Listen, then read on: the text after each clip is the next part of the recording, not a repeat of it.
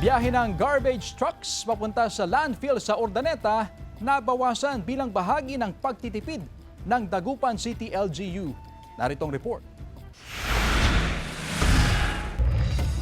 Kung dati bumibiyahe ng 3 hanggang 4 na beses kada araw ang mga garbage truck ng Dagupan City, ngayon 2 beses na lang kung bumiyahe ang 7 garbage truck ng lungsod.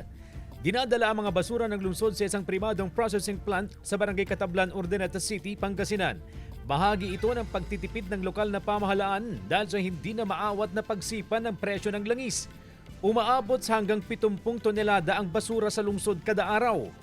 Nasa 14 tons ng basura ang karga ng isang garbage truck sa bawat biyahe. Kaya pagtitiyak ng Waste Management Division, kontrolado pa rin ang mga basura sa lungsod. Hindi po tayo maipunan kasi doon sa datos po natin, talagang maubos natin, maibabiyahin natin yung basura ng Dagupan. Direktang kinukuha ng mga garbage truck ng lungsod ang mga basura mula sa bawat MRF ng barangay sa kadiretsyong dadalhin sa Urdaneta. Sa Barangay Maluwod, hindi bababa sa 2 tonelada ng basura ang nakokolekta kada araw. Bumaba ito mula sa dating 4 na tonelada dahil sa mahigpit na pagpapatupad ng waste segregation.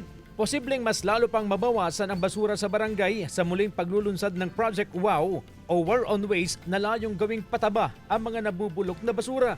Sa tulong ng isang grupo, libreng gagamitin ang demo unit ng 24-hour rapid food waste composting machine habang hinihintay ang makina na binili ng barangay. Kauna-unahan daw ito sa lungsod ng Dagupan. Pwede pala nating i-recycle yung mga nabubulok na basura. And it's about time. It's about time that we will make that change.